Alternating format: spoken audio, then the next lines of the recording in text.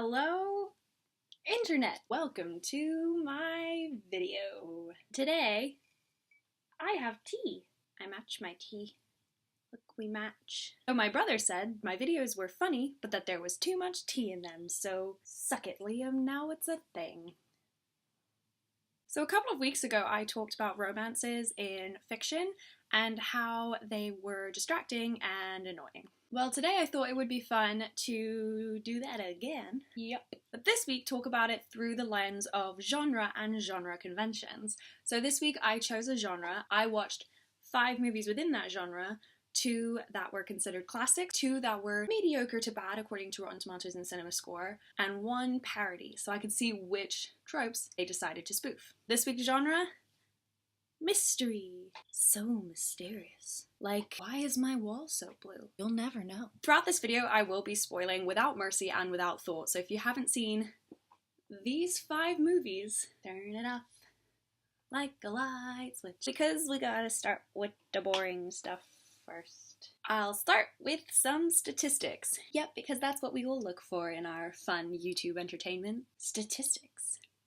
So of the 5 films that I watched, only 1 of them had a happy ending, in the sense that the couple got together and stayed together at the end. Of the 5 couples, I was only really into the relationship 2 out of the 5 times. According to the metrics set by my last video, only 1 of the movie couple was distracting, but 3 out of the 5 romances were unnecessary. Statistics over. Yeah, we're done. So one of the things I really noticed when I was watching these movies was that I have way too much free time on my hands for someone who has no free time on her hands. Was that mystery romances have 2 main themes. A character is either in love with the mark, as in he falls in love with the person he's investigating, or the couple are partners in solving crime. 2 of the movie couples were in love with their mark, the other 3 were partners. When it comes to being in love with the mark, has anyone actually thought about how creepy that is? Like, you're investigating that person, right? And most of the time you're privately investigating, not necessarily part of the actual police force investigating someone, so you do realize you're stalking them, right? We do realize that that's something we enjoy in movies now, is stalking. I just wanted to make that clear. 2 of my movie guys definitely stalked their love interest at one point or another, and a 3rd movie guy stalked his love interest's husband. That makes it so much better. I'm so relieved. Phew. Another weird thing I've noticed about this being in love with the mark is that one party is almost always in a relationship. In Vertigo, he's stalking a man's wife, and in Pink Panther, the man doing the stalking is in a relationship. So it's weirdly common for one party or another to already be in a relationship. So one of my, I guess, assumptions going into this was that if the lovers were partners, they probably had a very long history of sexual tension. I think I got this idea from watching way too much Law & Order SVU and Lie to Me. 2 out of the 3 of these cases met on the case. So you meet someone, you go on a quest to catch a killer, and you fall in love? Especially since a lot of these people are being constantly shot at. Is that romantic? That doesn't seem romantic. I don't know. I've never been shot at. I'm actually okay with that. I'm okay with that. These partner in crime relationships, especially if they just met, are based on mutual support and trust way too quickly. In Nancy Drew, Nancy's like, I'm gonna go solve this murder, and Ned's like, cool, I'm gonna come. They do have a history, but what about the people who have never met before? In the Da Vinci Code, Sophie and Langdon meet when she saves him from being arrested. For reasons I never actually quite figured that one out. And they're running from the police, they're in a car chase, and he totally wants to get out of the car. And she's like, you can trust me. And then she just goes. And he's like, okay. He's definitely not saying, oh my god, let me out of the car. And in Chinatown, when they find Evelyn's husband's body, she starts lying to the police, even though there's absolutely no reason for her to be lying to the police. Neither of them have done anything wrong in any case. When she does, he just goes along with it. He's like, yeah, I'll totally lie to the police.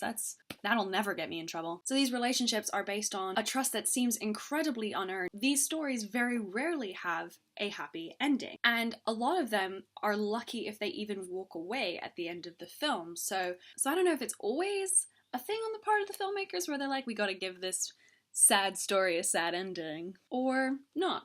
I don't know. Oh, and just to note, the one that had a happy ending was a kids movie. While watching a genre that seems much more grown up. Only one couple has sex. Seriously, there's no sex. But the suggestion of sex is brought up multiple times. In Pink Panther, Darla confronts Charles for believing that he's going to try and take advantage of her while she's drunk. In Vertigo, Madeline wakes up in Scotty's bed completely naked. Did he undress her? We assume hasn't done anything to her. So all of these men are characterized as surprisingly respectful. Even the women in these stories are surprised, which is a problem right there if you think about it. Like, just mull that over in your mind. But in those same films, there's a lot of actual assault. In Chinatown, Jake shakes up Evelyn. In Vertigo, Scotty forcibly pushes Judy up the stairs while she's screaming, "No, stop, no, stop." And in Pink Panther, there is actual sexual assault. Not committed by either of the two characters in the couple, but the man trying to force a woman to kiss him. There's a dichotomy there of respect and disrespect, and it was a dichotomy I expected, but it didn't manifest in the way that I expected.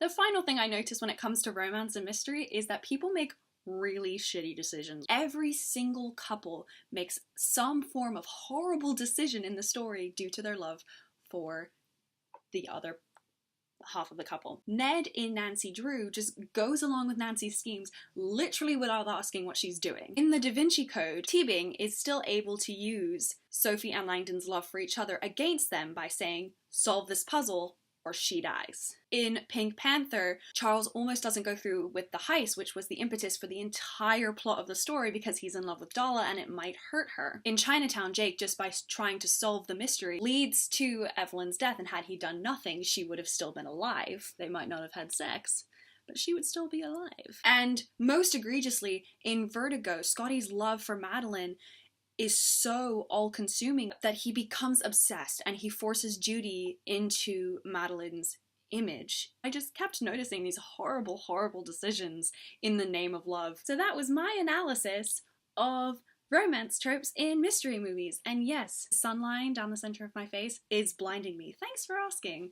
I really appreciate your concern for my health. I found myself really surprised that my favorite couple of the genre was actually Nancy and Ned from Nancy Drew. They were a genuinely sweet couple, and I just really liked the fact that he supported her no matter what she did. Their romance was entirely unnecessary and was very clearly just because he was in the books sort of thing. And while he's there, he's not even really useful in that he just tags along with the mystery and eventually is forced into a subplot where the popular girls are in love with him so they could give him something to do.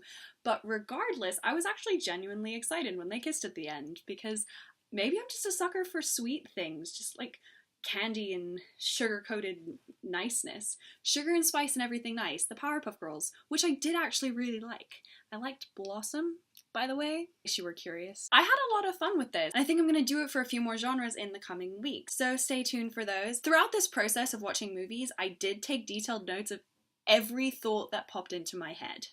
All of them. I really tried to stick it to like romance thoughts, but it veered off really, really quickly. Actual note from Chinatown. Haha, he got hit with a river. If you want to find out my thoughts on the romances in the movies as individuals, starting tomorrow, I will be posting my notes on my blog over the course of the next couple of days. So check out my blog for that. The link is in the description below. I've also linked all my social medias, so check those out too. If you liked what you saw and you wanted to see more romantic analysis, don't forget to hit that subscribe button. And thank you so much for watching. I really hope you liked it, and I post new videos on Thursdays. I'll see you next week. Bye!